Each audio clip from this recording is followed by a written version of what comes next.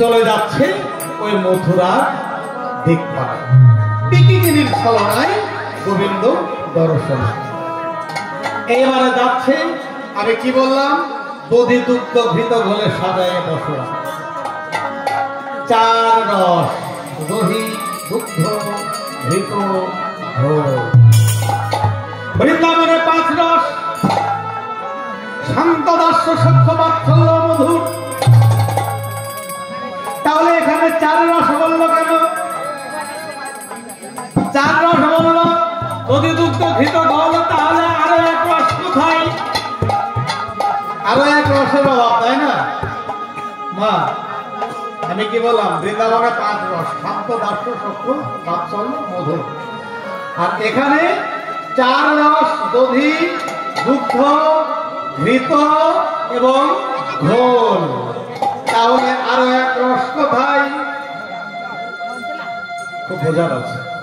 সে যে শান্ত রসে তাকে বেঁধেছে, শান্ত রসে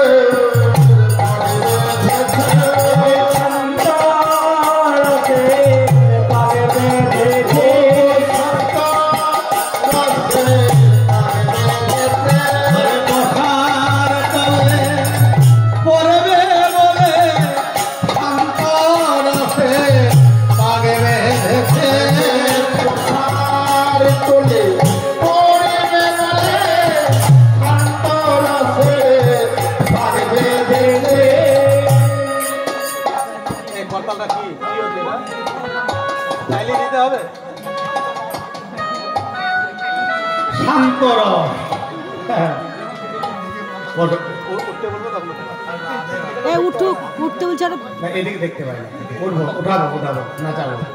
শান্ত রসের পাক বেঁধেছে। শান্ত রস মানে ভক্তির রস। কোন ভক্তি? কিসের ভক্তি? আর ভক্তিটাই না কোথায়? খুব বোঝা যাচ্ছে। মানে 4 রসের পসরা যখন নিয়ে যাচ্ছে, হ্যাঁ, ওই পসরা মানে হচ্ছে কি, এটাও জানতে হবে। পসরা হলো ছোট্ট, হ্যাঁ, ছোট্ট দোকান। মানে এখান থেকে ওখানে, এখান থেকে ওখানে সরিয়ে ধরে নিয়ে যাওয়া যায়, এমন ছোট্ট দোকানকে বলছে পসরা। তাহলে এই যে পসরা মাথায়, তাই না, এই পসরার নিচে আর মাথার উপরে, মাথার উপরে আর পসরার নিচে শান্ত রস, অর্থাৎ ভক্তির রস। কেমন ভক্তি? 1 সখী আর 1 সখীকে বলছে, ওরে সখী, আমাদের এই সাজের পসর যতন করে সাজিয়েছি, আমাদের এই সাজের পসর খানি গোবিন্দ সেবায় লাগবে বলে, তাই বৃন্দাবনের পদ বড়ই পিছিল। ওরে সখী ভালো করে চল বৃন্দাবনের পিছিল পদ ধরে, বৃন্দাবনের পিছিল পদ ধরে।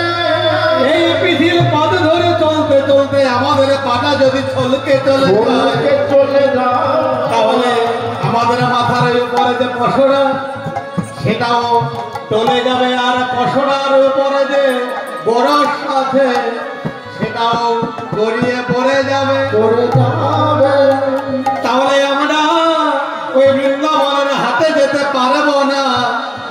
আর বৃন্দাবনের হাতে যদি যেতে না পারি, তাহলে আমাদের গোরস গোবিন্দ সেবায় লাগবে না। তাই বলে ওরে সখে, ওরে সখী, আমাদের পসার যেন টলে না, ও টলে না রে, সাধের পসার কেন টলে